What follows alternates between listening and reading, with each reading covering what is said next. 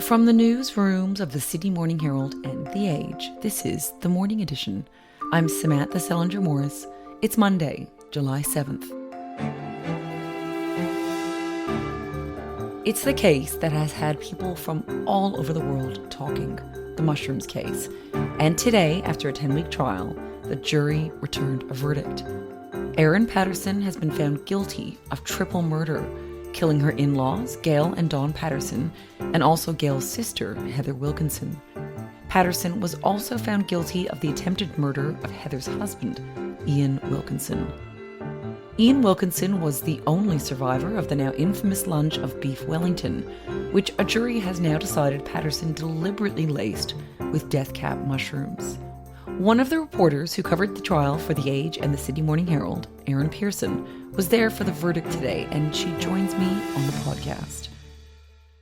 So, Erin, you have been in Morwell in southeast Victoria, where this trial's been taking place. You've been there for the whole 10 weeks, but you've really been on the edge of your seat for the last week while we've all been waiting for this jury to return its verdict. So just tell us how the day unfolded.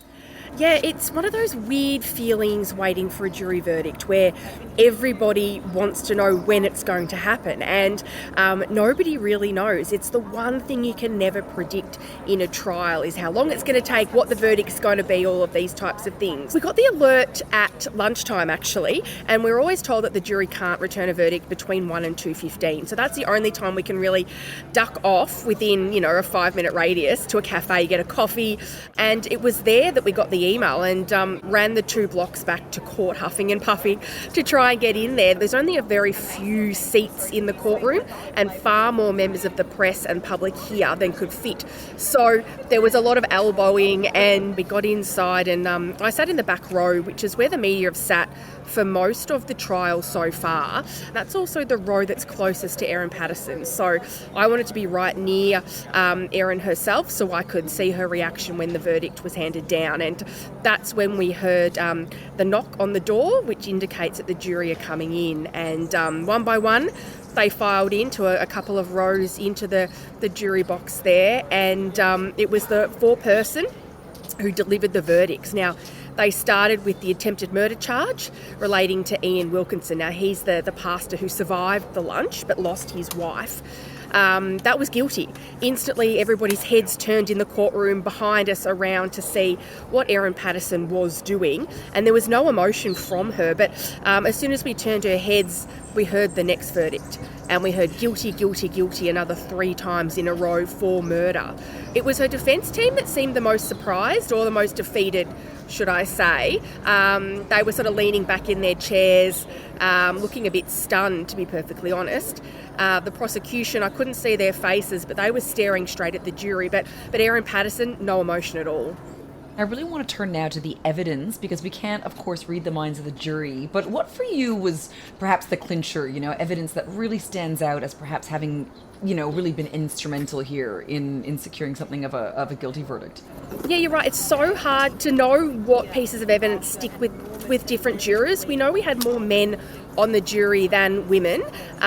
Whether or not certain things stick with them, you really don't know. There was a lot of evidence about Erin Patterson resetting her mobile phone in the aftermath of the lunch and around the time of the lunch and in the lead up to that, and then giving what the prosecution said was a dummy phone to police, which essentially had nothing on it. That was a piece of evidence that there was a lot of conversation about. We also heard a lot about whether or not Erin Patterson was really sick and why she had really, really different symptoms to everybody else, significantly different. We've had 3 people who died and 1 who really nearly lost his life. And Erin Patterson's symptoms were more sort of described as having a little bit of diarrhoea. And for someone to have eaten the same lunch, I think there was a lot of questions around that as well. And also the dumping of the dehydrator. So her defence team said she did all of that in a panic. She admits to doing that. She admits to resetting the phone and dumping the dehydrator, but maintained that was what she did in a panic. And I think that was something that really stuck with me and stuck with a lot of members of the public and the press who attended the court. They seemed to be some pretty hot topics during the trial, but you could see the jurors sort of taking notes and really watching what was going on. There was some evidence, of course, that was a little bit more dry. This was a very, very long trial. But I think those pieces of evidence in particular really resonated with a lot of people. And I wanted to ask you about one of the things that the prosecutor, Nanette Rogers SC, flagged when she first laid out her opening arguments to the jury. And that was that, a motive for the crime may never actually be known. But I really wanted to ask you your thoughts. Was there any suggestion in court as to why Erin Patterson committed these crimes that a jury has now found she's guilty of? It was an obvious piece of information that was missing from the very beginning. This is something where nobody was able to answer that question. And we know Nanette Rogers really reminded everybody that on the jury that you don't need motive to prove murder. It's not one of the 4 elements that need to be ticked off in order for the jury to be satisfied that they've reached those elements beyond reasonable doubt. But I think it's human nature to question why. I'm a journalist who's covered many criminal trials or been to many crime scenes, and you can't help but ask why. It's just human nature to want answers to those sorts of questions. And I think if you speak to a psychologist, it's probably in the hope of trying to make sense of something that's so horrific. It's just the worst thing that can happen in our community, and when you can't make sense of it, I think it makes it even more difficult for people to move on from, more difficult for communities to come to terms with, and it must be horrendously difficult for the families of the victims to try and come to terms with as well. But there certainly hasn't been any big suggestions, nothing mentioned in court at all, and I think it's something people will be asking for many years to come. Wow. And so I guess what happens now? Do we know when Erin Patterson will be sentenced and what kind of jail time she could possibly get?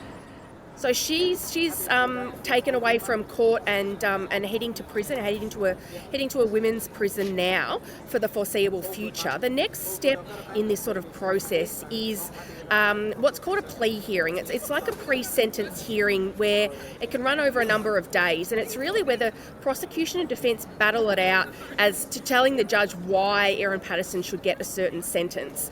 It should be this long or this short for all of these different reasons. And we often hear from victims' families who may read statements or these types of things. Every plea hearing is a little bit different, but that's typically what we see.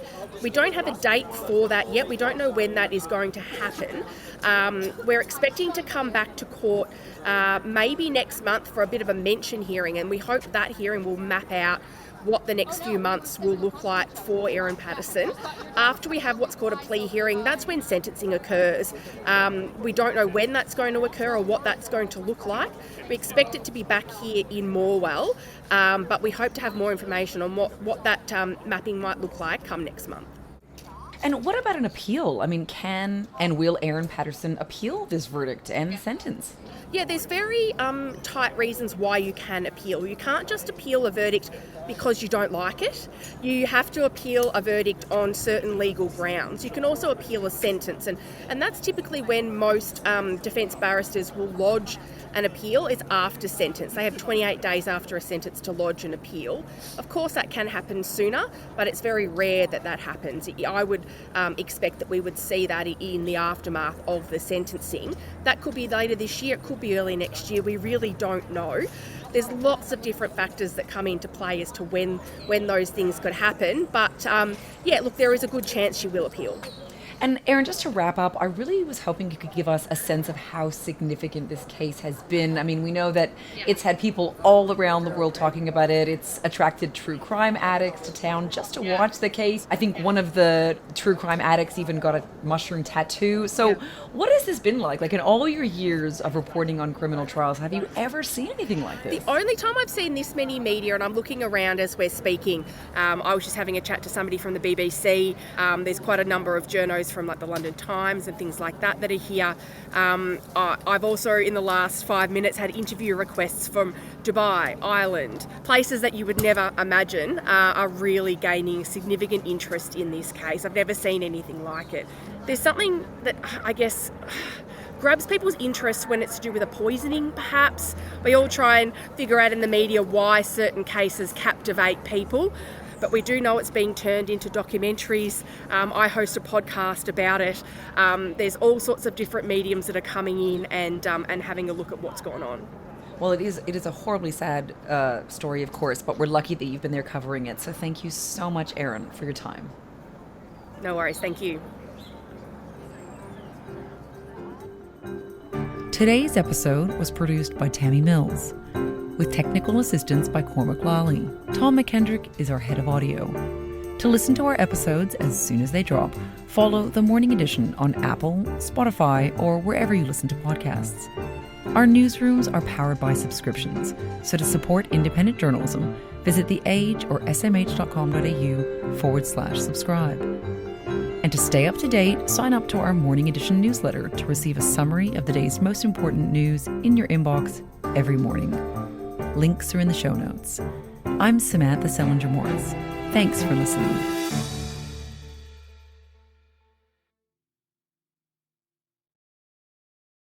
Erin Patterson, the woman at the centre of an investigation into the mushroom meal that allegedly resulted in the death of 3 people, has been charged with 3 counts of murder and 5 counts of attempted murder. Victoria Police said the murder charges and 2 of the 5 attempted murder charges related to the mushroom meal served in Leongatha on July 29. Heather Wilkinson, Gail Patterson and Don Patterson all died in hospital days after the lunch, where beef Wellington was served. Ian Wilkinson was released from Austin Hospital after several weeks of treatment. The further 3 attempted murder charges relate to 3 separate incidents in Victoria between 2021 and 2022. Police allege a 48-year-old Korumburra man, believed to be Erin's ex-husband Simon Patterson, became ill following meals on these dates.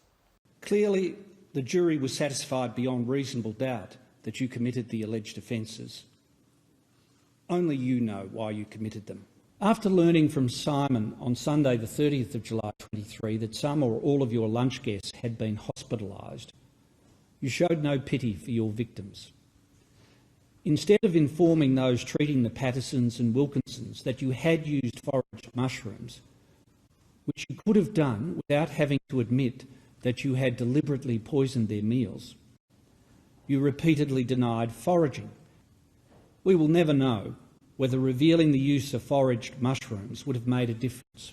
The prosecution submitted that I should infer from your pitiless behaviour that your intention to kill was ongoing. I accept that submission. 4 generations of the extended Patterson and Wilkinson families have been traumatised by your crimes. So it's 3:29 p.m. on the 5th of August 2023. Detective Sergeant Luke Farrell with Erin Patterson at Street in Leongatha. Thanks for your patience today, Erin. We're completing our search. The only outstanding item is that mobile phone that you've got there. So I'll seize that now from you at 3:29 p.m. Can you just pass it to me? Do you need, we've got bank card. Can I just have a look at it before you take it out? Of course. Yeah.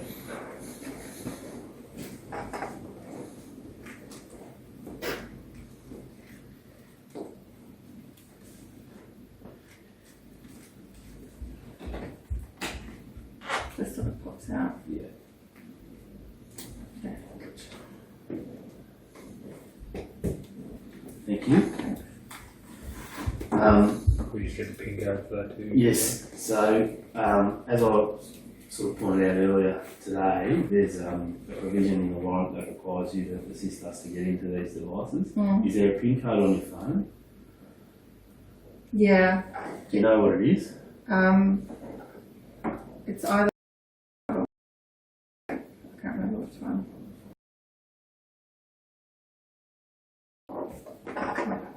Yeah. How can I check that? There. Is it opening? Oh, okay. Well, Don't know one,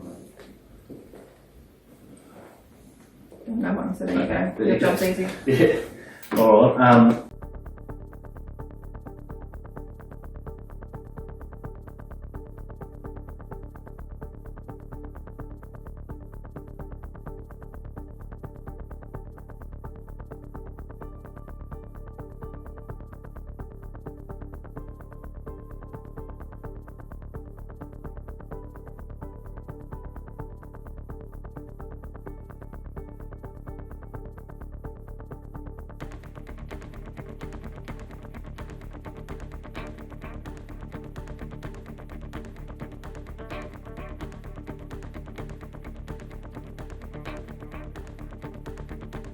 was the foreperson who delivered the verdicts. Now, they started with the attempted murder charge relating to Ian Wilkinson. Now, he's the pastor who survived the lunch but lost his wife. That was guilty.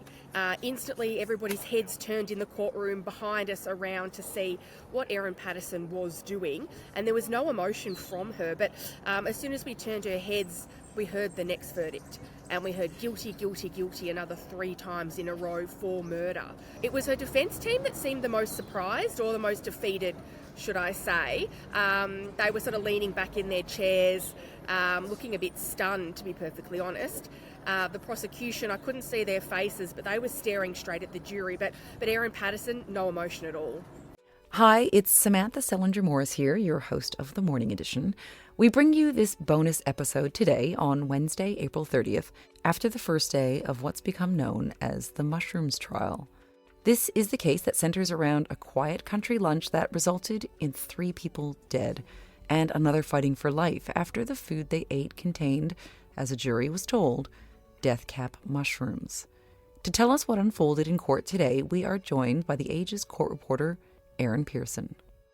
So Erin, first off, can you just set the scene for us? I mean, tell us about the location of the trial, what it's actually like in the courtroom, and what the jury's going to have to weigh up over the next 5 to 6 weeks. The trial has been held at the Supreme Court sitting at Morwell. It's a small country town in regional Victoria in the Gippsland area. Today, what happened in the courtroom was the jury were given the opening addresses from the prosecution and the defence. This is where they both sort of set out their cases a little bit. It's before the evidence begins, but it's the first time that the jury will hear the details of the prosecution case against Erin Patterson. It followed a bit of a timeline and went for about 3.5 hours, so there was quite a lot of information. Crown Prosecutor Nanette Rogers, SC, said the prosecution case against Erin Patterson is that she deliberately laced a beef Wellington meal with death cap mushrooms. She then lured members of her family, her estranged husband, Simon Patterson's family, to lunch at her home in Leongatha on July 29, 2023. The 4 lunch guests who attended were Gail and Don Patterson, and also Ian and Heather Wilkinson. The prosecution alleged that she did so under the guise of having cancer, which the jury were told was something that she in fact did not have. She allegedly told the guests that she needed their assistance in coming up with a plan on how to break the news to her children, essentially. So they attended her property. They all sat down for lunch and they were served these individual segments of beef Wellington with green beans and potatoes.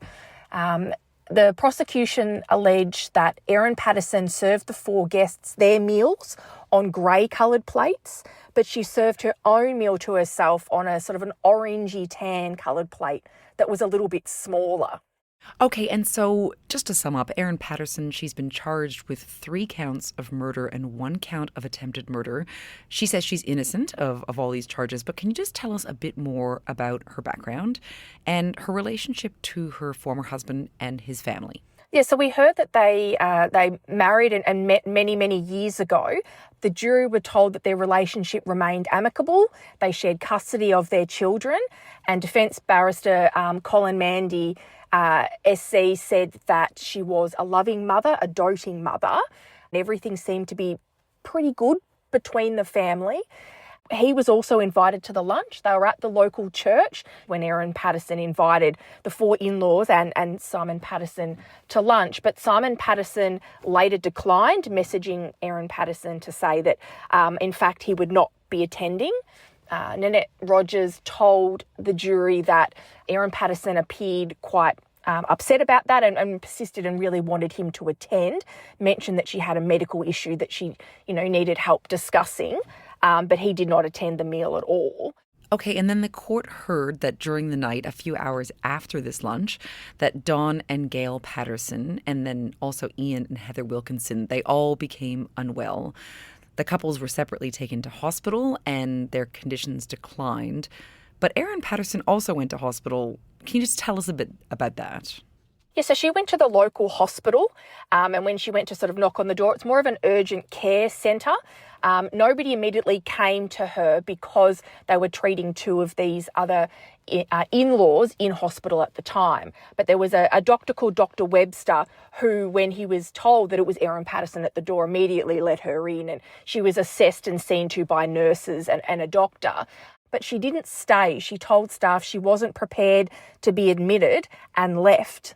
The hospital staff then took what the jury was told was an unusual step of contacting police to try and track her down. Such was the worry that she may have also consumed death cap mushrooms. Later on that same day, though, she did return to hospital and was later transported to Dandenong Hospital, where herself and her two children were assessed. Over the next week or so, as the other lunch guests got progressively more and more unwell, their treatment was increased, but unfortunately 3 of them passed away.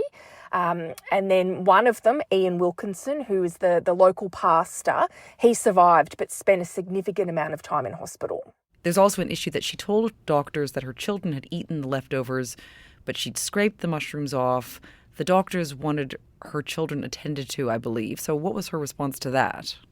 The jury were told that she was a little bit hesitant in that regard, that she was worried that if she went and picked them up from school and brought them to hospital, it would stress them out.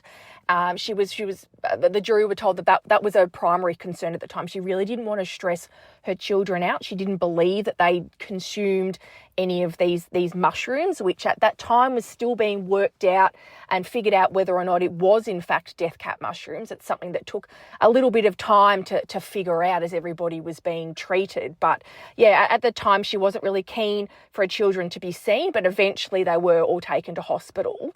The prosecution case, though, is that she feigned this illness and that she wasn't sick and she knew that her children weren't sick.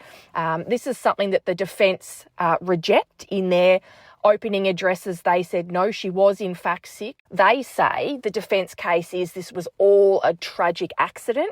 She never ever intended to harm anybody, but also something that was quite confronting for everyone. And so how does one actually obtain death cap mushrooms, and where did Erin Patterson say that they'd actually come from? Yeah, so the prosecution case is that death cap mushrooms are rare and they can't be cultivated. They can only grow in the wild on the basis of certain trees. May, I think, is the time of year that they said was the most common to find them. In this particular case, the prosecution alleged that Erin Patterson had seen on this website that there'd been sightings at 2 very small towns on the outskirts of that Leongatha-Corumburra area. And they allege that she went to those areas to deliberately, pick those mushrooms to use in the meal. Now, but the defence did say today, though, that she admits while she lied to police, firstly, about not foraging for mushrooms, she has since admitted that she had foraged for mushrooms. The main point of this and the juxtaposition of it all is that the prosecution are saying that was a deliberate act. She deliberately went and sought out death cap mushrooms and deliberately then put them in the meal. The defence is saying the complete opposite. No, that this was a tragic accident. She may have gone foraging for mushrooms at one time, but at no point was she deliberately looking for death cap mushrooms.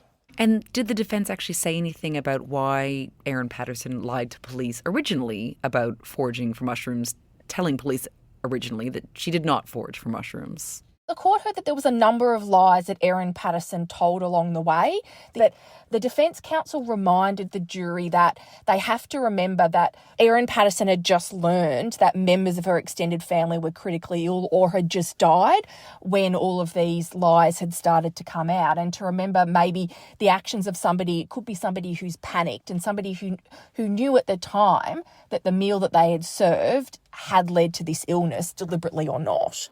Okay, and you also heard in the courtroom today a little bit about the police investigation that was carried out in the months after the lunch. So what were some of the more notable things, I guess, that came out of that? They executed search warrants or raids on her home on 2 different occasions, one in the August and one in the November of 2023.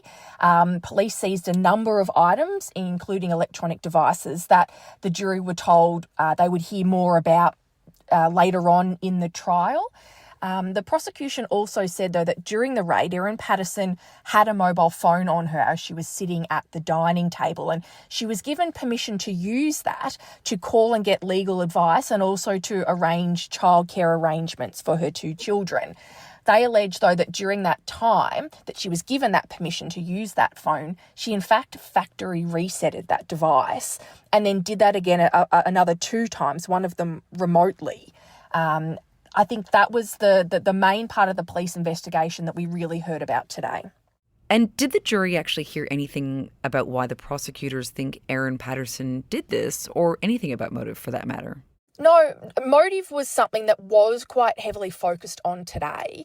The jury were reminded that the prosecution, in order to prove the elements of murder and attempted murder, don't actually have to convince them or show them or roll out any sort of motive. Motive isn't something that's at the heart of these types of cases. The prosecution doesn't, in fact, have to put one forward in order for a finding of guilt to be made by a jury. They said in this case a clear one isn't there, and that was something that the defence also lent into as well. They reminded the jury that the prosecution had not presented thus far any evidence of motive. Okay, well, this brings me to my next question, because we have heard a lot from the prosecution today. That's usual at the start of a trial. But did the jury actually hear from Erin Patterson at all today, and was she in court watching on? She was in court watching on. She was seated in the dock at the back of the courtroom. If you think about the design of this particular courtroom, you've got the judge at the top of the room, you've got the bar table in front of him, you've got about 3 rows of members of the public and press, and then Erin Patterson is in the dock in the back of the room with the jury to the right-hand side, if that makes sense. So Erin Patterson was present and will be present throughout the trial. She was a little bit teary at the beginning of the trial, and while her defence team were addressing the court, she was seen crying and looking up at the ceiling and looking a little bit upset. Other times she was looking at the jury and looking around the room.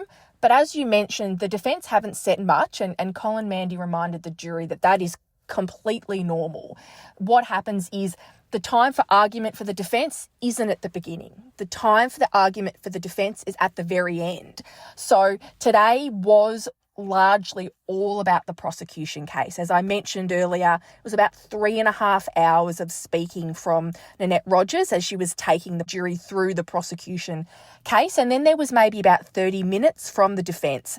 And that's when the defence really reminded the jury to keep an open mind, that they are the judges of the facts and not of any sort of rumours and innuendos and things like that, not to get caught up in that and really focus on the evidence. So they were reminded that the openings, yes, it is setting out the cases, but it's not actually the evidence. The evidence begins with the first witness. So he gave quite a short address at the end, which the jury were told was quite normal. And it's the very end of the trial, after all the witnesses have concluded, and we know this is going to be about a 5 or 6 week trial at this stage, that's when everybody will hear a lot more from the defence. And finally, Erin, what happens from here? What happens from here is we've got prosecution will call quite a number of witnesses over the next 6 weeks. So we'll be back in court tomorrow for more. We know that the trial is sitting at this stage from 10:30 in the morning to just after 4 o'clock every single day, with a lunch break in the middle. The jurors are also given a morning and afternoon break. So we will be here in court following the case for our readers and listeners, and we'll bring you more when we can. Well, thank you so much, Erin, for your time. And for all you listeners who want to stay up to date with the case, can you please go to the Age and Sydney Morning Herald's websites or follow Erin's podcast called Say Grace, The Mushroom Trial. Thanks for having me. Today's episode of The Morning Edition was produced by Tammy Mills, with technical assistance by Josh Towers. Tom McKendrick is our head of audio. To listen to our episodes as soon as they drop, follow The Morning Edition on Apple, Spotify, or wherever you listen to podcasts. Our newsrooms are powered by subscriptions, so to support independent journalism, visit The Age or smh.com.au/subscribe. And to stay up to date, sign up to our morning edition newsletter to receive a summary of the day's most important news in your inbox every morning. Links are in the show notes. I'm Samantha Selinger-Morris. Thanks for listening.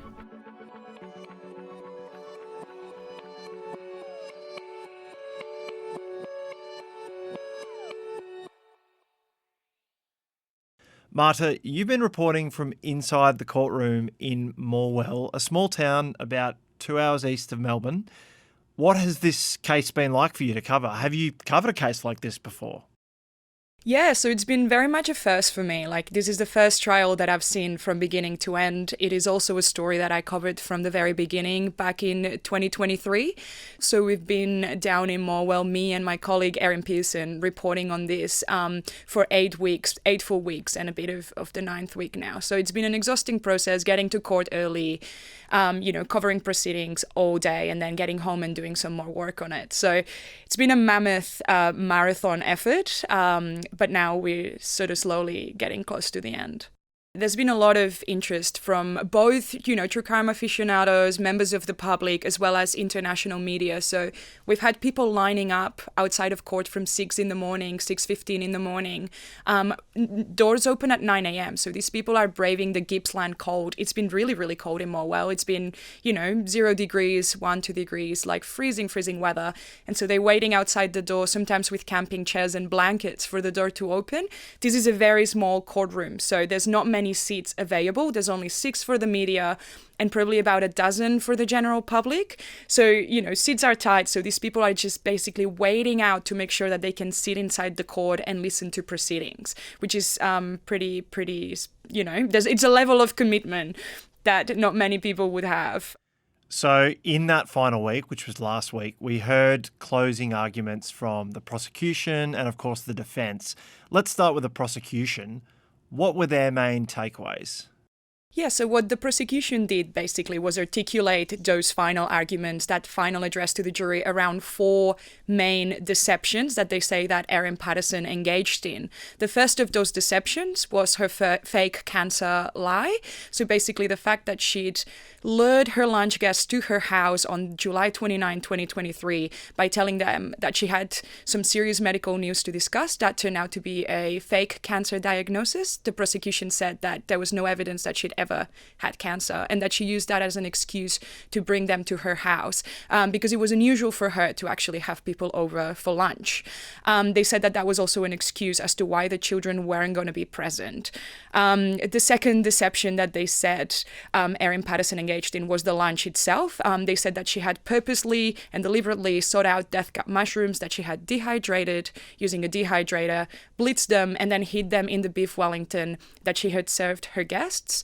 They said that the reason that Erin Patterson had deviated from the original recipe to do individual beef Wellingtons was also part of this deception, was a way of ensuring that she could serve that poison meal to her guests while also ensuring that her parcel of beef Wellington did not contain death cap mushrooms. Which takes me to the third deception, which the prosecution say that Patterson engaged in, which was that she acted as though she was ill in the aftermath of the lunch. They said that she did that to avoid scrutiny about it because it would look unusual if her lunch guests were all terribly unwell, but she wasn't. So what they told the jury was that this was a lie, that there was no evidence that she had been seriously ill, and that she fabricated that to sort of deflect some of that blame that might fall upon her as the cook of the meal. And then the fourth deception that they say that Patterson engaged in was what they described as a sustained cover-up that she had engaged in to conceal the truth. This included lying to the police and health authorities about the source of the mushroom, being a mushroom forager, and also having a dehydrator, as well as giving a dummy phone to the police, what the prosecution that said that was a dummy phone that she factory reset multiple times to conceal the contents of her regular phone. And then what came a bit as a surprise for all of us was a fifth deception that senior Crown prosecutor Dr. Nanette Rogers said that Patterson had engaged in, and that was the deception that she tried to play on the members of the jury by giving untruths during her time in the witness box as a witness in the case. So you talk about the 4 deceptions, the 5 deceptions actually, that you explained so well for us there. But Erin Patterson's barrister really leant on the idea that the prosecution had not actually identified a motive. So how did the defence argue this? That's right. So basically, the defense said, why would Erin Patterson want to kill her in-laws as well as, Ian Wilkinson and Heather and his wife, Heather Wilkinson, because she loved her in-laws. So they pointed to text messages and exchanges between Erin Patterson and her in-laws, Don and Gail Patterson, where they seemed to have an amicable relationship. They said that there was only a period of time where there was animosity between them, and it was when she was having a series of conversations about child support payments with her estranged husband, Simon Patterson, but that otherwise they were in good terms. They were the grandparents to her children, and so she had no reason to want to hurt them. They said that the most likely explanation was the one that Erin Patterson had given herself, which was that she was a keen forager, that she might have gone foraging for mushrooms. She had dehydrated those and mixed them in with other mushrooms that she'd purchased from an Asian grocery store in Melbourne, and that she had put those in the meal without realizing that it actually contained poisonous death cap mushrooms, which are some of the most poisonous mushrooms that grow in the wild here. They also told the jury, just because Erin Patterson lied, that doesn't make her a murderer, and she's not actually on trial for lying. And so they told, basically, defense barrister Colin Mandy told the jury, you need to remember that you need to make a decision with your head, not with your heart, and that you need to consider the facts like a judge. And basically, really think about whether the prosecution has proven beyond reasonable doubt that she did what she did deliberately, and not that their version of events is the most likely version of events. Now, Marta, Erin Patterson herself was in the dock for 8 days of evidence. How did she fare with cross-examinations and questions in general? Did anything stick out to you? Yeah, so it was a very lengthy cross-examination. Even her evidence in chief was fairly long. There were 8 days of her basically being in the witness box and being grilled by prosecutor Dr. Nanette Rogers, who prepared, very thoroughly for that cross-examination over a number of days.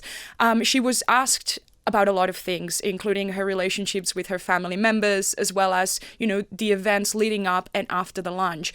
I think some of the interesting facts that came out of it, among many others, were the fact that she described that after the lunch, on that 29th of July 2023, she had eaten about 2/3 of cake that were left over, and then she had made herself throw up after being over full. Now, that is something that the defense also pointed to when they talked about the fact that she may not have experienced death cap mushroom poisoning symptoms in the same way as the others. Something else that came out in that process of cross-examination was the fact that she had made inquiries about getting gastric bypass surgery. There was a lot of talk about how she was very self-conscious about her weight, and that was something that she had carried with herself over a number of years. And so that she was looking at undergoing that surgery. And what Patterson told the jury in her evidence in chief and also under cross-examination was that basically that was the reason why she'd lied about cancer, was because she was ashamed about undergoing gastric bypass surgery, and she needed an excuse to make arrangements for the children while she was in hospital for that gastric bypass surgery. Now we get to the bit where the jury is expected to be dismissed for their deliberations. How difficult a task is this for them? What is expected and required of them?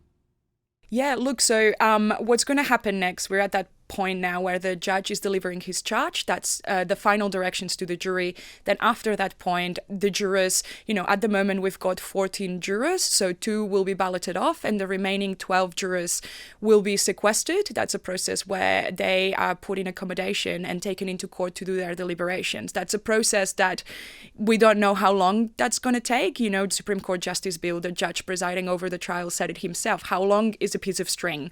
No one really knows how long that's going to take.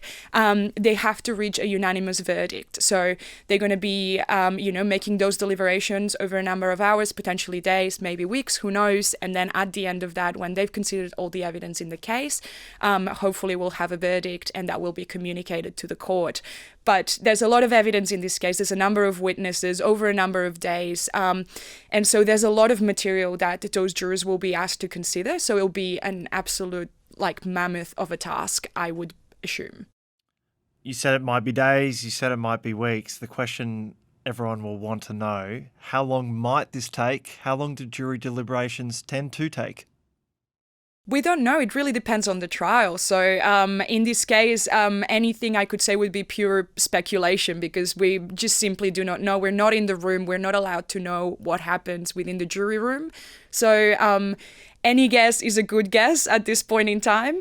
But yeah, look, it depends on the trial. There's trials where we've had verdicts come back within a matter of 20 minutes or a couple of hours. There's times where it's taken multiple days. So we can only wait and see. Marta, thank you for your tireless reporting on this story, and thank you for joining the Morning Edition. Thank you for having me.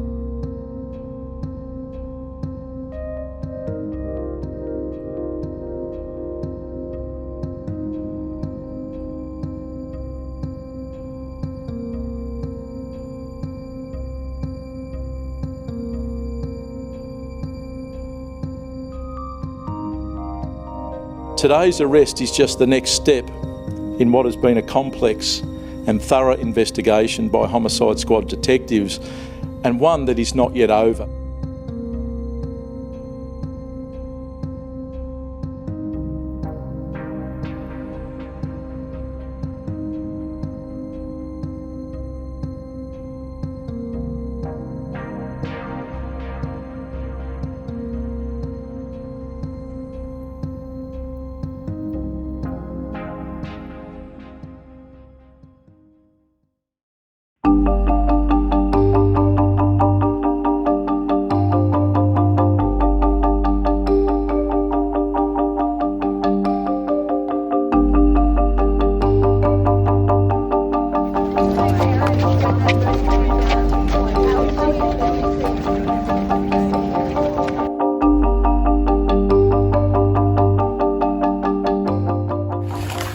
It's a tragedy what's happened.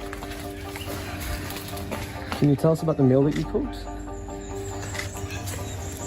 I'm so devastated by what's happened.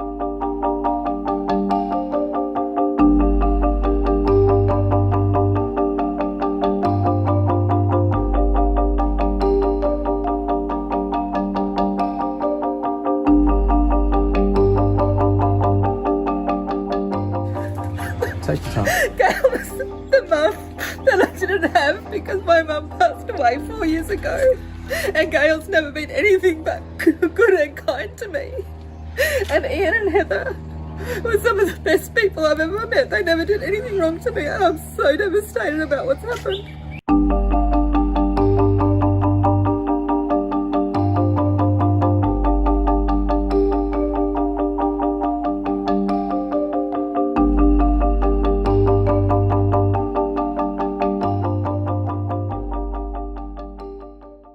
Accused mushroom killer Erin Patterson became emotional as she gave evidence in her murder trial.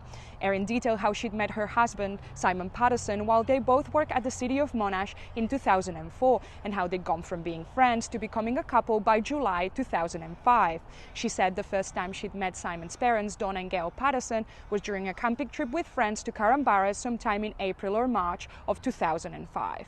The jury heard that it was during that same trip that Erin, a self-described fundamental atheist, had attended a church service for the first time at the Karambara Baptist Church. Erin said that it was there that she had an overwhelming spiritual experience. She told the jury she had initially attempted to convert Simon to atheism, but it was Simon who ended up converting her to Christianity. The court heard that the couple married in 2007. Shortly after the wedding, the couple decided that they were going to sell some of their belongings and travel around Australia, Erin told the court. Erin became emotional in the witness box as she detailed the traumatic birth of her son in 2009, which involved doctors performing an emergency C-section after losing the baby's heartbeat. She said that after spending 3 months living in a tiny apartment in Perth, her and Simon packed up their life again and started travelling through northern Australia. By the time they arrived in Townsville, Erin said that she was struggling camping with a young baby, and so a decision was made that she was going to fly back to Perth by herself while Simon and the child were going to continue driving to Western Australia. Once the family was reunited in Perth, Erin rented a cottage where she lived with the young boy, while Simon moved into a caravan nearby. The jury heard this marked the first time the couple separated. Erin said that their relationship stemmed from not being able to communicate whenever they had a disagreement, and that often left them feeling hurt and not knowing how to resolve the issue. The trial at the Morwell Law Courts continues. Mushroom lunch cook Erin Patterson has been found guilty of murder and attempted murder after lacing a beef Wellington with death cap mushrooms that killed 3 people. After deliberations, the jury returned guilty verdicts in the Supreme Court at Morwell over the deaths of Don and Gail Patterson and Gail's sister Heather Wilkinson. They also found Erin Patterson guilty of the attempted murder of Pastor Ian Wilkinson, the sole survivor of the June 29, 2023 lunch at Patterson's house. Patterson had pleaded not guilty to all charges, claiming their deaths were a terrible accident. During 8 days in the witness box, Patterson denied intending to harm anyone. She said she loved her in-laws and they did love me, but she had felt there was a distance forming between them, sparking the plan for the lunch. Erin Patterson will be sentenced at a later date. About 2 weeks ago, a family in Gippsland sat down to have a meal. It was a beef Wellington, and they ate that meal, and then the next day, 4 of them got very, very sick and 3 died. In the last 2 weeks, the homicide squad's been brought in to investigate, although they're stressing this isn't necessarily a homicide, but they are looking into the details of how these people all at one meal managed to get sick, and who might be responsible, what might be responsible, and the attention is focused on the death cap mushroom and the person who cooked the meal, Erin Patterson. Erin Patterson is the daughter-in-law of 2 of the victims. There's been intense speculation about what her involvement in all this has been. Today it's come out that Erin Patterson has provided a sworn statement to police voluntarily, explaining her side of what happened. She's spoken to the media before, but this is the first time she's ever done it in any kind of detail, providing information to police themselves. Patterson basically said that she'd had the mushrooms for more than 3 months in her cupboard. She had bought them 3 months ago or so from an Asian grocery in Mount Waverley. They were dehydrated mushrooms which she'd purchased, and they'd been basically in her shelves for that time until she cooked this meal. Patterson invited her friends over, and they all brought a dish, something to eat, and she cooked beef Wellington. She says she took the dehydrated mushrooms, she mixed them with some button mushrooms she'd bought from a local supermarket, and she cooked the beef Wellington and served it. Patterson has spoken out about how there's been some misreporting around the case, that her children were never at the meal and they weren't served the food on the day it was served to everyone else. That basically they ate it as a leftover later on, although because her kids don't like mushrooms, she scraped the mushrooms off before it was served to them. The statement also says that police have recovered the remnants of the beef Wellington dish, that she had saved it and had been kept in a bin bag for police to collect as evidence. Patterson says she did get sick, and she went to Leongatha Hospital and was transferred by ambulance to Monash Hospital, where she received treatment and then was discharged. One of the most interesting things in the statement is she's admitted that she disposed of the dehydrator. She says that when the attention started to focus on her and people were blaming her for the poisonings and questioning how she could have done it or why she did it, she went home, she took the dehydrator, and she disposed of it at a local tip. She says she panicked. One of the reasons she decided to sign the statement was that she felt that she should never have given a no-comment interview, that when she was asked to be interviewed by police, she took advice from a lawyer who said, don't say anything, say no comment. And she now regrets that, and she wants to be able to try to set the record straight. Patterson has been very clear that she says she was not responsible for this, she didn't do it intentionally, and she doesn't really understand how the poisoning occurred. Police have arrested the woman investigated over a poisonous mushroom meal that killed 3 people in Gippsland. A source with knowledge of the investigation confirmed to The Age that Erin Patterson had been arrested and taken to Wonthaggi Police Station for questioning. Investigators are currently searching Patterson's home, but no charges have been laid. Our lives and the life of our community depends on the kindness of others. I'd like to encourage everybody to be kind to each other. To Victoria Police, they brought to light the truth of what happened with the death of 3 good people. We're grateful for their skills that brought this truth to light. I'm also very grateful for the kindness and compassion they showed us, me and my family, throughout the long process that has brought us to this day. I'd like to extend gratitude to the team from the Office of Public Prosecutions, led by Senior Counsel Nanette Rogers. The court processes are a little bewildering to lay people like me, and we're grateful for their expertise, their hard work, and their perseverance that has secured this conviction. Finally, I want to say thank you to the many people from across Australia and around the world who, through their prayers and messages of support, have encouraged us. Please respect our privacy as we continue to grieve and heal. I went to the mushroom trial as a member of the public, and this is what happened. We left Melbourne at just after 6 a.m. in the morning. Got to start early because there's going to be a line of people waiting. The Latrobe Magistrates Court in Morwell is about 1.5 to 2 hours drive from Melbourne. When we arrived in the morning, there was already about 30 or so people outside the court. They were mostly older women. I reckon they're kind of what internet sleuths look like in real life. Most of them didn't want to talk to me on camera, but many of them said they had to drive for quite a while to get to the court, some even like an hour and a half. And most were just interested to see what was happening. They were interested in the case and they wanted to see it play out. There's also a community vibe, so people there can be quite social and they really do know each other. Some were friendly and some really weren't, but I met some nice people in the line. We're curious locals. Yeah, sticky babes. I'm just come to check out the trial, see what's going on. I've never been to court before. At 9 a.m. we got let in by security and the regulars were pretty protective of their place in the line. That's probably because there's only around 23 seats in the court and so some people won't get in. After security we lined up outside the court inside for another hour and a half or so before we were let in. Of course I wasn't allowed to film or record at all inside, which is no surprise. Inside the court, it's actually quite small, like only about the size of the classroom, so everyone is quite close to everyone else. I made a rough map of the courtroom to show you how it looked. This isn't perfectly accurate, but it kind of gives you an idea. The judge, Justice Christopher Beale, is at the front of the court and everybody faces him. I've never heard a man speak more slowly than him. The lawyers sit around the table in front of him, some wear capes, and they all pretty much dress in black and whisper a lot. Defence is on the left, prosecution's on the right. The public sit in the first 2 rows on the left and on a bench down the side, which is where I sat, so I had a good view of everybody. The family of the deceased and the supporters sit on the right-hand side. They were all pretty much wearing navy, green and maroon. It's kind of a country farm style of dress, I think. The 2 people I recognised right away were Ian Wilkinson, the only survivor of the beef Wellington lunch, and Tanya Patterson, Erin Patterson's ex-sister-in-law. They were sitting pretty close to each other, but not sitting together. The jury sits down the side and the media has 6 seats at the back of the court. On this day, the head of the investigation, Detective Constable Stephen Eppingstall, was giving evidence. He was answering questions about whether phones were picked up in the search of Erin Patterson's house and some stuff about CCTV footage as well, among other things.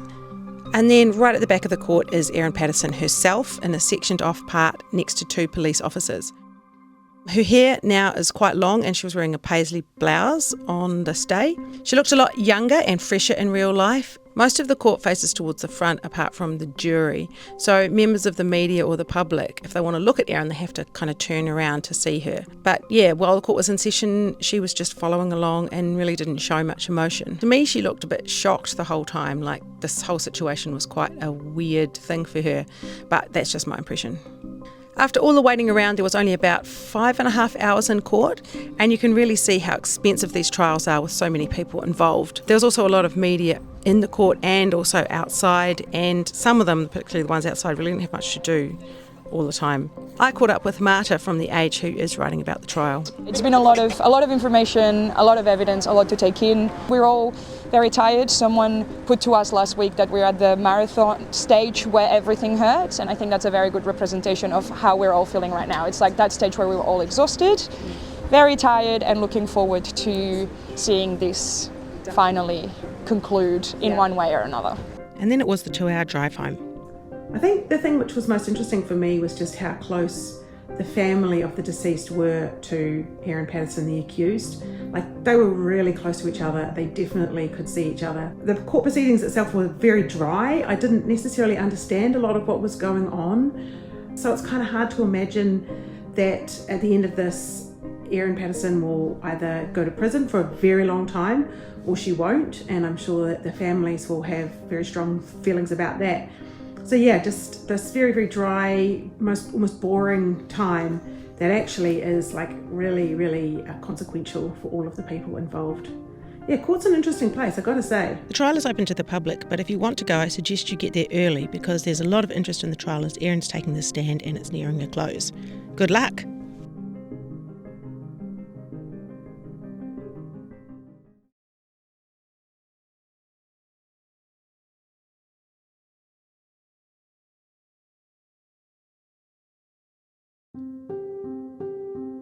From the newsrooms of the Sydney Morning Herald and The Age, this is Please Explain. I'm Samantha Selinger-Morris. It's Thursday, August 10. Last week, 5 people sat down for a family lunch in a small town in Victoria's southeast. But that lunch would soon turn into a tragedy. Within a week, 3 of those people would be dead, and 1 would be in hospital in critical condition. All of them suffered symptoms consistent with the ingestion of death cap mushrooms. Today, crime reporter Marta Pascual-Juanola joins me to discuss the mushroom poisoning case gripping the nation. So Marta, this is a very peculiar story, and I'm thinking that the best way to talk about it is to step through what we know happened chronologically. So can you start at the beginning? Yeah, so this entire story takes place across 2 really small communities in Gippsland in the southernmost tip of Victoria, one being Leongatha and the other one being the nearby town of Korumburra. So it involves 2 separate families from Korumburra who went to a lunch event in Leongatha nearby. At that lunch on July 29, a woman called Erin Patterson essentially invited her in-laws and their relatives over for a meal. The small Victorian community in South Gippsland remains in disbelief this morning after 3 people died and another fights for life after suspected mushroom poisoning. And then immediately after that night, all 4 guests started feeling unwell with gastro-like symptoms. A day later, they fell violently ill and went to hospital. Within 24 hours, they were at the local hospital, and after that, they were transported to Dandenong Hospital and then later on to the Austin in Melbourne, where doctors ascertained that they had what they thought were mushroom poisoning. Last Friday night, 70-year-old Gail and 66-year-old Heather died in hospital. By Saturday, 70-year-old Don also passed away. Police say their symptoms align with that of eating toxic mushrooms known as death caps.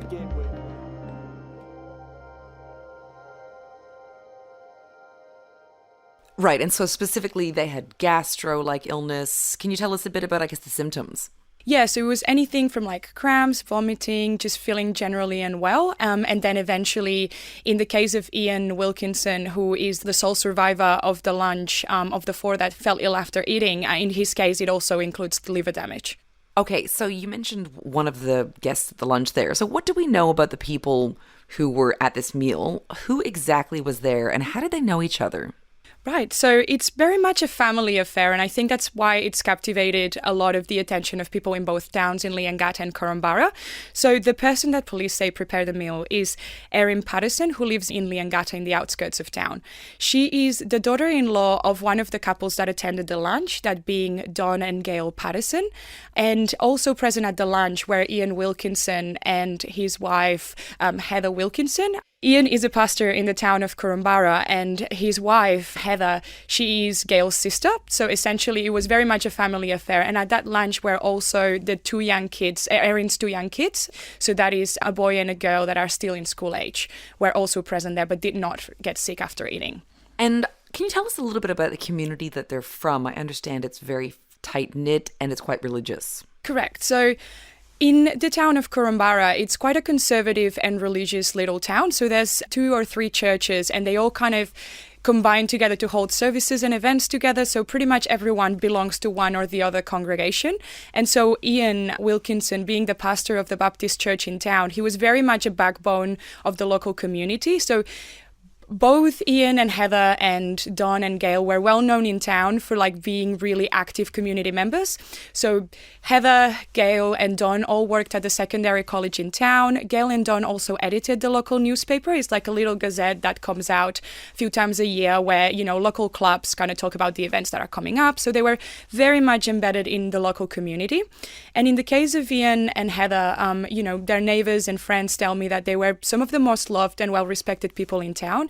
There were some of those neighbors that would, bake freshly made cookies for people moving into the neighborhood, that would go and mow the lawn of their neighbors. They the kind of people that would always turn the other cheek and help each other out. They didn't swear, they didn't drink, they didn't smoke. They were known to go around for walks both to church and, to the shops. And so they were very much, everyone in town either knows or is a close friend of one of the couples. Right. And in the days after the couples became sick and 3 died, Erin Patterson, the person who cooked the lunch, she's become a prime suspect in their deaths. So how did that come to be? So the main reason why Erin became the main suspect straight away is because she's the one that cooked the meal.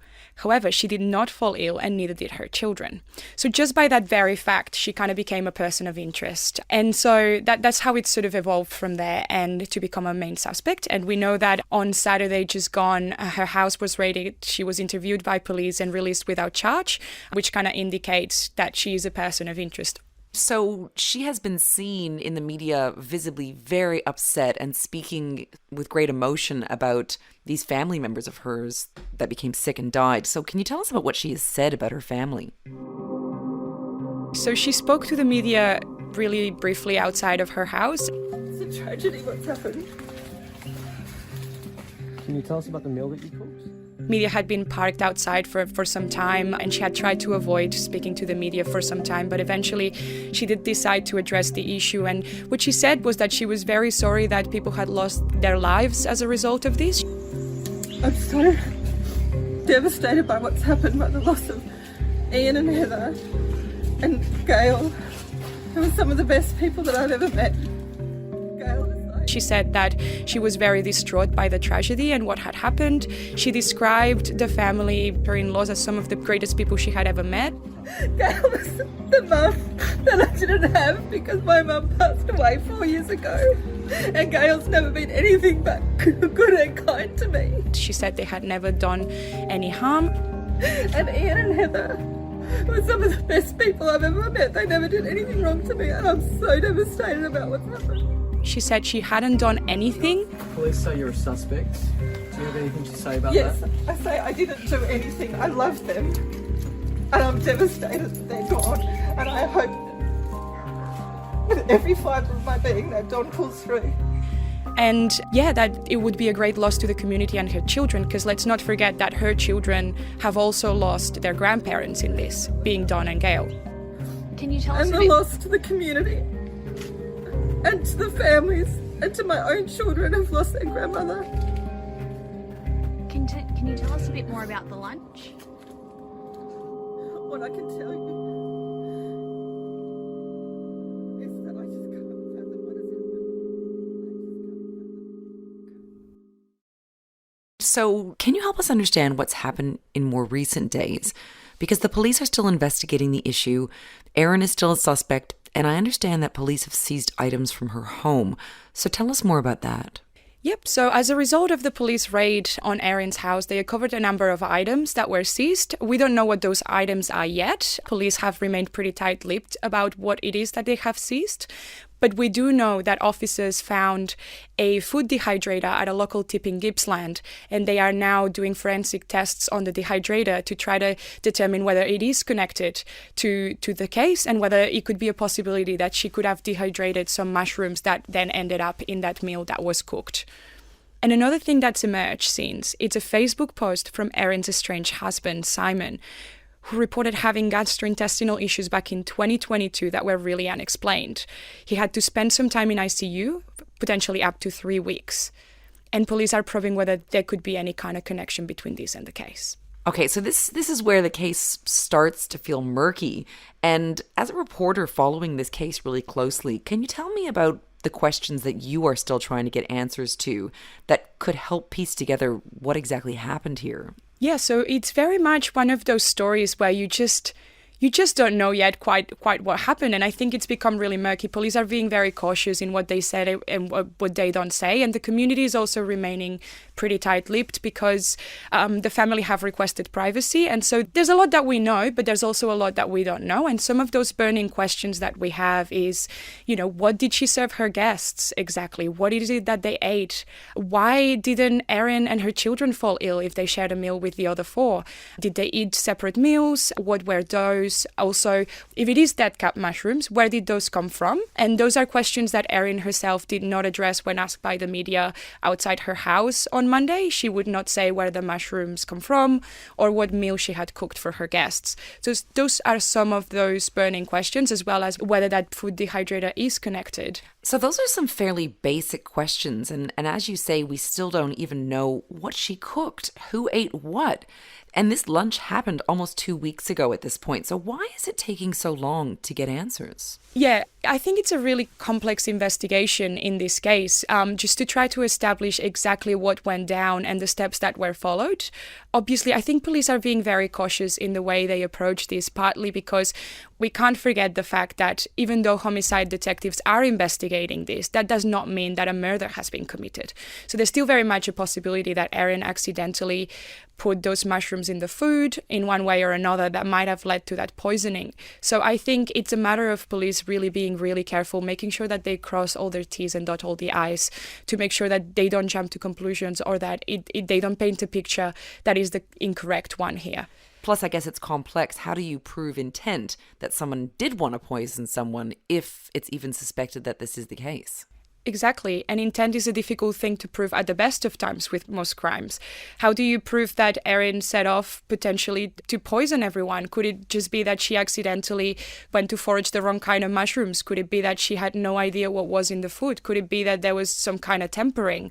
And proving that someone purposely did something is really complicated. And I guess it's that point about whether this was accidental, whether it was purposeful, that makes this a case that really has captured the imagination of the public. So Marta, how is the community making sense of all of this? You've spent the last week there, so what was the mood like? I think it's a tense mood at times. I feel like locals there are very protective. It's a very tight-knit community, and they feel like, they've got all these outsiders, including journalists, kind of coming in, flooding the town, asking all these questions about people that they cared and loved about. And I think there's a lot of mixed feelings because everyone in town, like I mentioned earlier, knew one of the couples involved, and they knew Erin as well, and they knew Erin's husband, Simon, and they know the kids, and they might go to school with their kids. And so I think there's an element of people are actively grieving. They're really numb still about what happened. But at the same time, there's all these questions that play in their mind, because I think the fact that we don't know whether foul play was involved yet, it opens the door to all this wondering. And it's a small town. Rumors are rife, people speculate. And so I think there's a lot of mixed feelings at the moment. I think an evidence of that is the fact that people are also sending flowers to Erin as well as laying flowers at the church. There's people that feel very strongly about Erin's potential involvement, and there's other people that feel really sorry that she's at the heart of this media circus. And so what's next? When will we know more? That's a great question. Everyone you talk to that's involved in the police investigation will tell you that this is a slow burn, that it might be a little while yet until we've got answers. Even forensic testing on those who passed away might take several weeks to come back. So it'll just be a matter of waiting and seeing, I think, for a lot of it, for answers to come out. Marta, thanks so much for your time. We'll look forward to hearing from you more on this story as it progresses. Thank you for having me. Today's episode of Please Explain was produced by Margaret Gordon. Our executive producer is Ruby Schwartz. Please Explain is a production of The Age and the Sydney Morning Herald. If you enjoy the show and want more of our journalism, Subscribe to our newspapers today. It's the best way to support what we do. Search The Age or smh.com.au/subscribe. I'm Samantha Selinger Morris. This is Please Explain. Thanks for listening.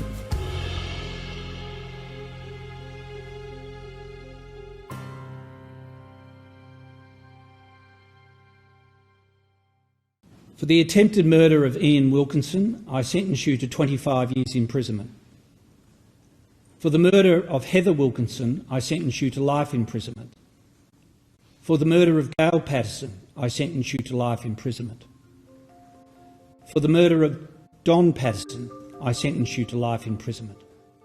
All sentences are to be served. So, now we know. Erin Patterson will be 82 before she gets out of jail, if she gets out at all. This will make her Victoria's longest-serving female inmate. But the revelations from Patterson's sentencing hearing in the Supreme Court of Victoria on Monday morning leaned less to the historic and more to the primal.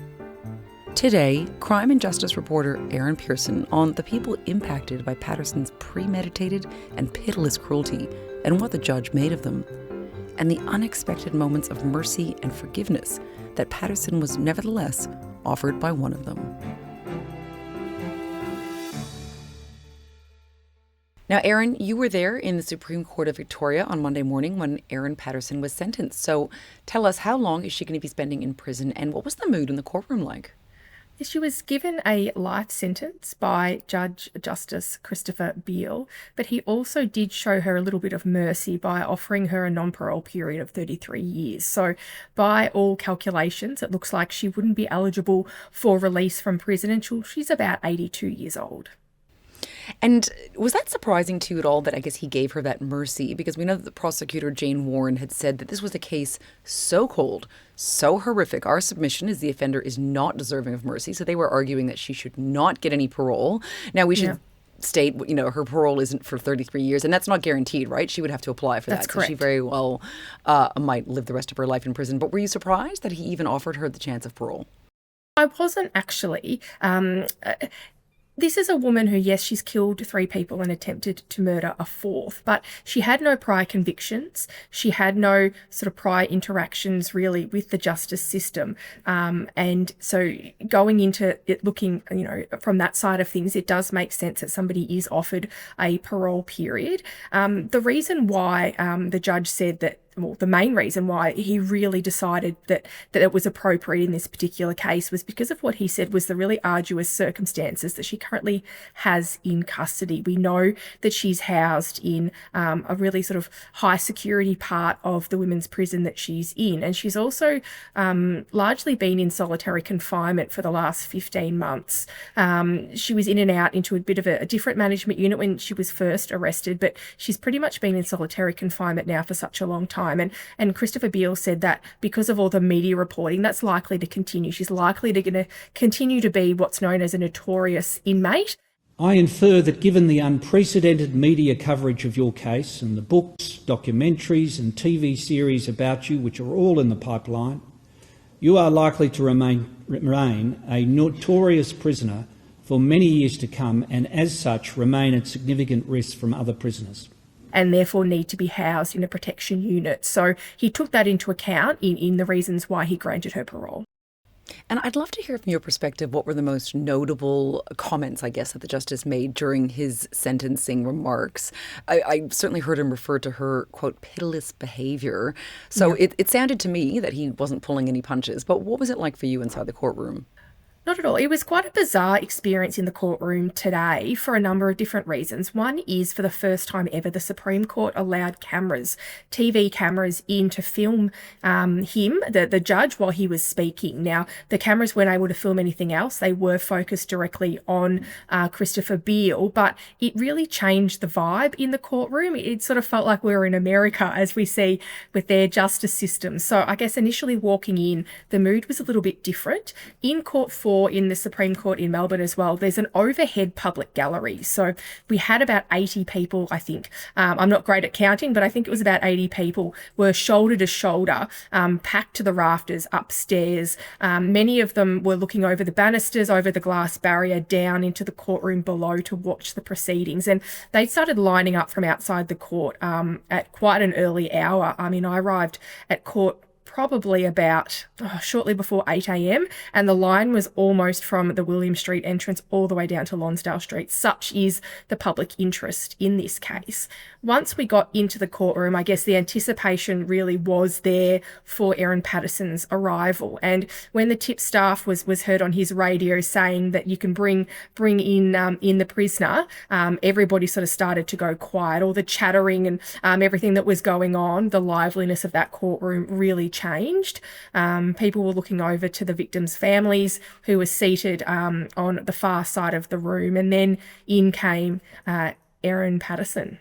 Well, tell me about that, because we know that for a lot of the months that she spent in the courtroom, she was often very, I guess, I don't want to say non-responsive, but very, very muted in her behavior. Very so what was her accurate. behavior like during the sentencing and in those moments when she was told what her fate was?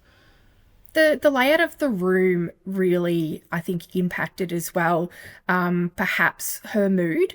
She started off the first sort of 10 minutes or so of the sentencing looking straight ahead at Christopher Beale as he was reading out his sentencing remarks. The jury necessarily found that you deliberately served poison meals to Gail and Don Patterson and Heather and Ian Wilkinson, and that you did so intending to kill them. Only Ian Wilkinson survived. The maximum penalty for murder is life imprisonment, and for attempted murder, 25 years imprisonment. But after about 10 minutes, things really changed. She started to close her eyes, and her eyes then, for the next, what felt like almost an hour, remained closed. I only noticed her open them 2 or 3 times. At one point, when the judge was mentioning Ian Wilkinson's offer of forgiveness, and another one when he mentioned that she will remain a notorious prisoner because of the media reporting. At that point, she opened her eyes and she stared straight at the media pack, including myself, who was sitting just across from her. And I'd read in one report that she glared at people in the media, including yourself. Is that accurate? Yeah, very, very much so. And it was the same look that we got from Erin Patterson during the trial, when we would turn our heads many, many times during the day to try and see her reaction, to try and get a bit of an understanding, maybe what was going through her mind, what she was or wasn't reacting to. We get that same sort of scowl, that same sort of cold snake eye look from her. And that's exactly what we got again today. There was absolutely no emotion shown, no tears, very, very different than what we did see at the plea hearing, when she did appear to be distressed at one point. But no, she really sat with her eyes closed, almost in a bit of a, I felt it was a bit rude to the judge to sit there with your eyes closed while he was looking at her the whole time. But yeah, it was only those little short moments that we got a little bit of an insight into potentially what was going through her mind today. And then in stark contrast to her behavior, I think it's fair to say that Ian Wilkinson, who was the sole survivor of the poisoning, he, of course, was in court, and he was a lot more emotional. So tell me about his demeanor and I guess what he said. You know, did it give us any more insight into what we previously had about the impact of these crimes on him and his family? Now, we know Ian Wilkinson is a pastor, and yes, he is the one surviving lunch guest, but there's something quite powerful about being in his presence. He's an incredibly stoic man. This is a man who is still dealing with the ongoing effects of a lunch that really nearly took his life.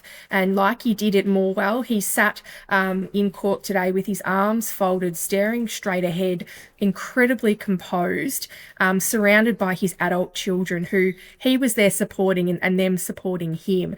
Right nearby him as well, we also saw many, many members of the Patterson family seated nearby. Simon Patterson was not there, and that was quite obvious, I should say, that he was absent from today's hearing. But for the first time ever, we also saw Ian Wilkinson address the press.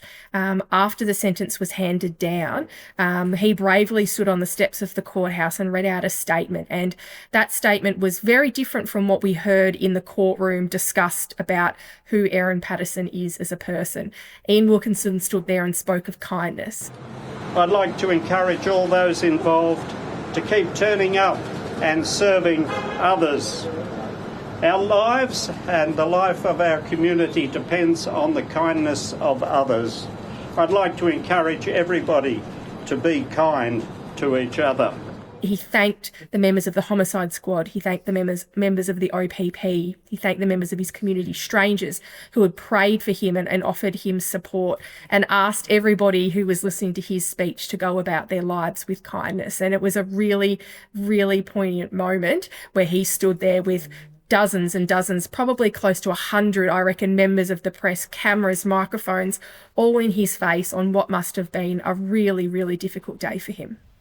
It certainly was humbling. I mean, he was speaking of gratitude, really. I think there was such a focus on the gratitude that he had. And I loved it when he said, the court processes are a little bewildering to lay people like me, and we're grateful to their work and perseverance that has secured this conviction. I know that moment really stood out for me. But I wanted to take you back to what he said about forgiveness and also within the courtroom, and also just what he said of his late wife of 44 years. Yeah, so in the plea hearing that we had a couple of weeks ago, he stood in front of Justice Christopher Beale and read out one of the most powerful and heartbreaking victim impact statements I think I've ever heard anybody read out. Now, these are incredibly distressing at times, things to listen to. It's somebody's first opportunity often to stand up and address the judge and explain just what a crime has done to them. And we know in Ian's situation it's quite unique. Not only did he lose his wife and his wife's sister, but he almost, and his friend Don, he almost lost his own life. So he spoke not only on behalf of his experience, but he really paid homage to his wife Heather, who they'd spent so many years together. He painted a picture of just what she was like pottering around at home, and how they enjoyed gardening together, and how she was really just that local volunteer who cared for everyone. And there wasn't a dry eye in that courtroom on that day. That was something I think that will stay with everybody who listened to that during that time. And today he came back, though, very composed, and you could sense he was there to seeking justice for those that no longer have a voice. When Christopher Beale was summing up his sentencing today and the reasons why he's handed the sentence to Erin Patterson that he has, that was one of the reasons. He went and summed up those victim impact statements. He went back to them and pulled out some really powerful lines, not only from Ian Wilkinson, but also from some of the adult Patterson children and their experiences. Ruth Dubois, who's Ian's daughter, she spoke in the most eloquent way during the victim impact statements, and that was something that was really noted by His Honour as well. She also expressed a lot of anger towards her mother's killer for what had gone on, for this sort of senseless tragedy that really didn't need to happen. And lastly, she really pointed out all the different moments in the aftermath of the lunch when Erin Patterson could have changed potentially the fate of her victims, and told medical staff what had actually gone on and what she had fed her lunch guests. Well, that's what I wanted to ask you about, because I know that she said in her impact statement there were multiple times she could have stopped, could have cancelled the plans, helped medical staff, changed the outcome. Instead, at every stop of the way, she chose to follow through. So was that one of the through lines in court on Monday morning, really the cruelty, like the excessive cruelty of Erin Patterson's actions? Yeah, His Honour really focused on that as well. He said that he believed that Erin Patterson's murderous intent did continue during that time. After learning from Simon on Sunday the 30th of July 23 that some or all of your lunch guests had been hospitalised, you showed no pity for your victims. Instead of informing those treating the Pattersons and Wilkinsons that you had used foraged mushrooms, which you could have done without having to admit that you had deliberately poisoned their meals, you repeatedly denied foraging. There was all these different, potential times. We don't know if they would have survived if they got the antidote for death cap mushroom poisoning earlier. You can never really predict what would have happened, but perhaps they would have had that opportunity days earlier to access that particular antidote. So that they were some of the moments that His Honour was really reflecting on as well, those different opportunities she had to potentially change what happened. And I wanted to ask you about the other victims, because I believe there was 28 victims who prepared victim impact statements for the judge. So was there any other ones that really stood out to you? And also, was it a surprise that Simon Patterson wasn't there today? Yeah, look, he only attended court during the pre-trial and then the day that he gave evidence. It did feel like a very important person was missing from that courtroom. This is somebody who's lost his parents, he's lost his aunt, but he's also nearly lost his own life as well. We know now, while Erin Patterson is no longer being charged or prosecuted for these particular allegations, there were allegations made that she tried to kill him for a number of years in the lead up to the lunch. So he seems to be a pretty significant figure in all of this horror and all of this tragedy. But yes, we heard a number of victim impact statements read out from members of the Patterson and Wilkinson families, but a vast majority of them were handed up for the judge to read in private. There was others that spoke just of all the questions, that the unanswered questions that remain. We don't know what the motive was.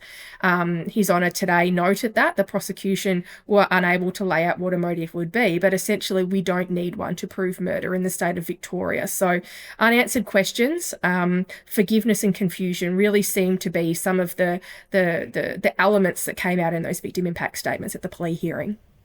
And certainly the suffering, I guess, that continues to radiate from these crimes. Because one Yeah. thing I thought was interesting was that Simon Patterson did write a statement in which he said that, he's still enduring trauma, which is understandable because, of course, not only has this crime occurred and his children have lost their grandparents, but he said that strangers had menaced his home and ambushed him at his door and in the street. Were you surprised by that?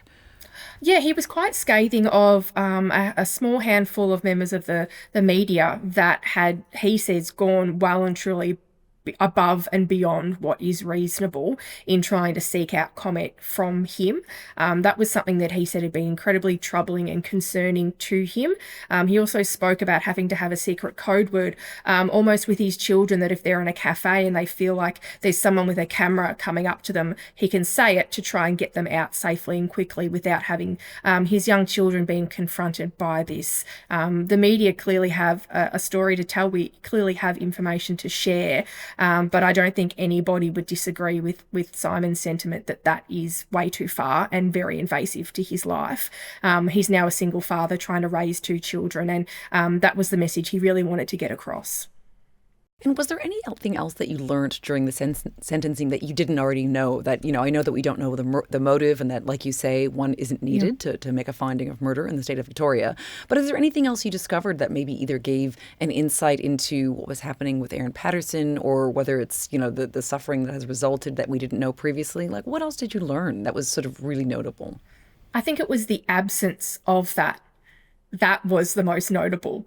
Normally, when you get to this point, once a jury returns a guilty verdict or a person pleads guilty to a significant offence such as murder, usually a defence team will tender psychological statements. They'll tender supporting statements from friends or family, or there'll be lots of material that gives the judge an insight into who a person is, largely for the first time. And sometimes we get a little bit of information about that from a plea hearing. But even His Honour noted today that we really don't know that much about her past, and there wasn't a lot that he could talk about. Often those sorts of statements from, medical statements and alike are used as what are called mitigating factors and can be used to reduce a person's sentence. It's her choice. Ultimately, it's her choice of whether or not she wants to put forward those sorts of statements, if she wants to sit down with medical staff, if she wants to reach out to people to write statements. This is all her decision, and for whatever reason, she's decided not to, and she's instructed her defence team not to. Maybe there's a strategy in that, who knows? We do know that she has said for a while now that she plans to appeal. She maintains her innocence and maintains this whole tragedy was just one big mistake. But what the defence team really largely relied on in their case in order to try and gain a parole period for Erin Patterson was her conditions in custody. We know she's being housed in this, as I said earlier, a really high security unit where she's lucky to get out of her cell even once a day. She has to be followed everywhere she goes. Her food and medication is brought to the flap in her cell door. She's not allowed to go and get it herself.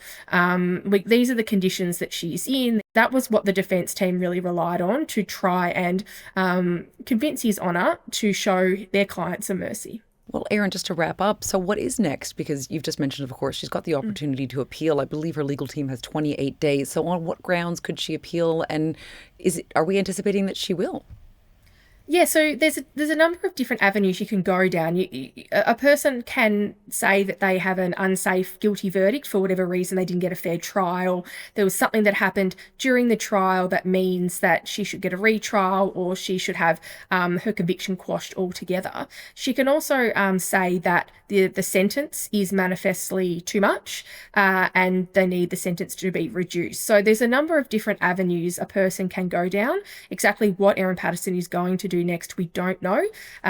We often see appeals lodged at the 11th hour, once they've got those 28 days. So we may not hear anything else, any other movement on this case now for a number of weeks. But if we do hear anything, we will be sure to let the public know about what the next steps are for Erin Patterson. Well, we know it's been an incredibly busy day for you already. So thank you so much, Erin, for your time. No worries. Thank you.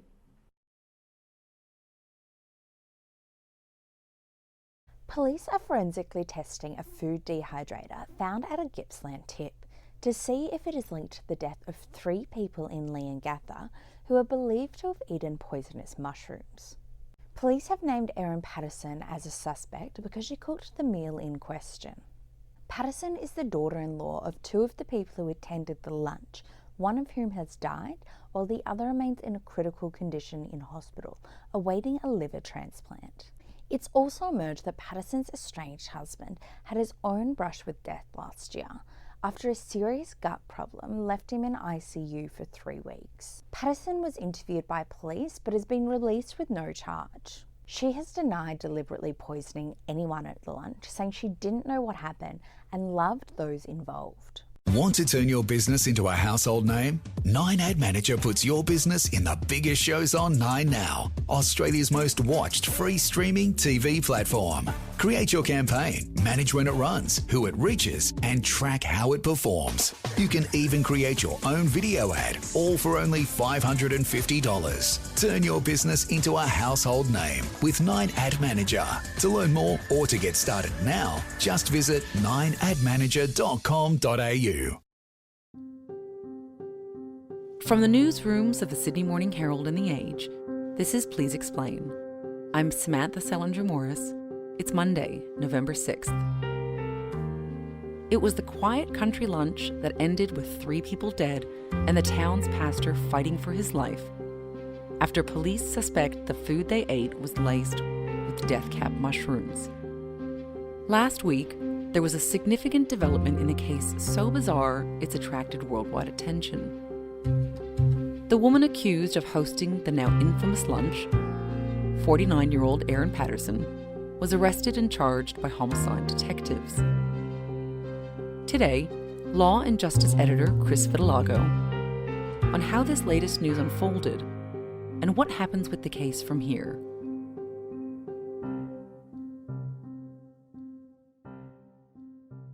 So, Chris, you actually broke the news of the arrest of Erin Patterson 4 days ago. Can you step us through what happened? So on Thursday morning, I received a tip that Erin Patterson had been arrested at her home in Leongatha, which is this small town in Gippsland, southeast of Melbourne. There's only about 5,800 people there. It came as a total surprise. Things had gone very quiet. And then just out of the blue, it kind of felt like a lightning strike. Good morning. First to breaking news, and the woman who prepared a mushroom lunch in country Victoria, which claimed the lives of 3 of her guests, has now been arrested. We'll go straight to our report. Basically, the police, the homicide squad from Victoria had shown up, the detectives, they'd placed her under arrest. People will remember that is the same home where 3 people ended up dying after eating what was suspected to be toxic death cap mushrooms, served as part of a... Basically kept her in the house for several hours under arrest while they searched it. Right now, detectives from the homicide squad, as well as federal police members and sniffer dogs, are currently at her property, searching for specific... Special dogs that are trained to smell technology were brought in to search the whole property from top to bottom, and the cars that were on the property, the house itself, the grounds. These dogs are trained to smell out any kind of electronics. So they were looking for like a laptop or a phone or a SIM card or a USB stick. After the search was concluded, police put her in a car and sent her to Wonthaggi police station, where she was interviewed by the homicide squad.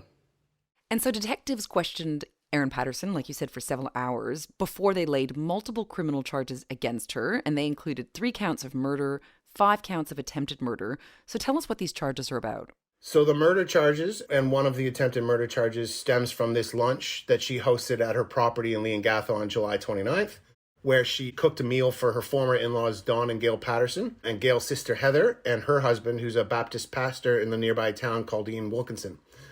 Police allege that Patterson served a beef Wellington with mushrooms in it, and that those mushrooms are suspected of being seriously poisonous. And so there were 5 attempted murder charges in total, and police said 2 of those charges were connected to the lunch. So can you take us through this? Because we know that one is related to Ian Wilkinson, who has survived. But was there another guest that we didn't know about at the lunch? Yes, it appears that her former partner Simon was supposed to attend the lunch, and at some point before the lunch took place, he pulled out. And the police have filed an attempted murder charge because they believe that she intended that he would be there. And there's other attempted murder charges also relating to her estranged husband, Simon, but they were not related to this particular date that the lunch took place on. Is that right? Yes, it's subsequently come out in court that they've charged her with attempted murder in relation to Simon for 3 other occasions in November of 2021, May of 2022, and September of 2022.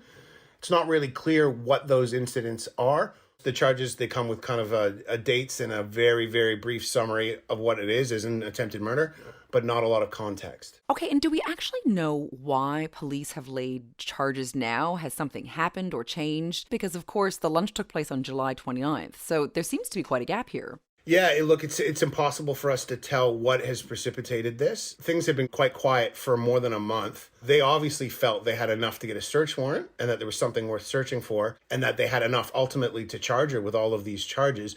But what it is that they've got in their pocket, nobody really knows. And what about Erin Patterson herself? Did she say anything in court? Do we know how she plans on defending her case? I think the last time we heard from her was through a statement that you had acquired. Yeah, look, it's very, very early in the criminal process. So she appeared at court on Friday. And I mean, other than basically saying good morning to the judge, she said nothing, which is not unexpected this early in the process. In the past, we've had some idea of Erin's thinking based on a statement that she wrote and was submitted to Victoria Police, which the media obtained. And that statement basically said she strenuously denied doing anything wrong. She couldn't really explain how the so-called poisonous meal was cooked. The only thing she could really explain was that she had gone and bought some dried mushrooms almost 3 months before the actual meal from an Asian grocery store near her house in Mount Waverley in Melbourne's suburbs, and that those mushrooms had been mixed together with some button mushrooms she bought locally from a supermarket, and that's their only explanation for where the mushrooms came from that ended up in the meal. She also said, which hadn't come out in media reporting at the time, that she had also eaten the meal herself and had gotten ill, and that she'd attended Wonthaggi Hospital and was later transferred to Monash Hospital in Melbourne, where she was released. Erin said that the reason she was giving this written statement, was because she had felt that she made a mistake by not talking to the police in the first instance, and that there'd been a lot of undue speculation and incorrect media reporting around the case. And one of the things she really wanted to explain was why she had supposedly dumped this food dehydrator at the local tip. And she'd said at the time, someone had said to her that she was responsible for these deaths, and she panicked. And she went home and she grabbed the dehydrator and she threw it away, and it was a horrible mistake and she never should have done it. We'll be right back. Chris, I wanted to ask you about Ian Wilkinson. We know he was in hospital for 7 weeks following the lunch, most of that time spent in a coma. So has he said anything about what's happened, or has any other family member? No, there's kind of been a blanket media blackout from the survivors and their families. They haven't provided any kind of statement about what happened on the day. He hasn't spoken publicly about what happened on the day or what he remembers or whatnot. It's a complete blackout. So, Chris, What happens from here? Well, it's going to be a long haul process. I think her next court date is sometime in May because the brief of evidence is quite substantial. The police asked for 20 weeks to get ready before the next hearing because material that they need to analyze that they found at the home on the Thursday.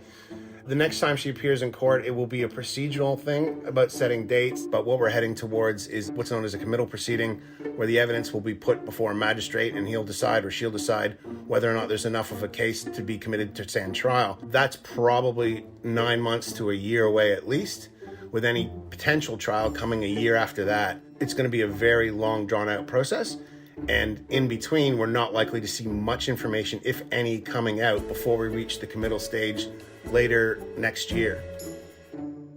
So because this case has attracted so much media attention, is there any concern about preserving Erin Patterson's right to a fair trial? That's certainly the position of the Director of Public Prosecutions in Victoria, who took a very unusual step on Friday of issuing basically a warning to the media that charges had now been laid, the criminal process was underway, and there should be no speculation that could potentially corrupt her right to a fair trial. They're taking this matter very seriously. And so, Chris, just taking a step back, why do you think this case has captured the world's attention? Because we're talking about a crime that took place in a sleepy dairy town in rural Victoria, and it has made headlines everywhere, from the New York Times to People magazine.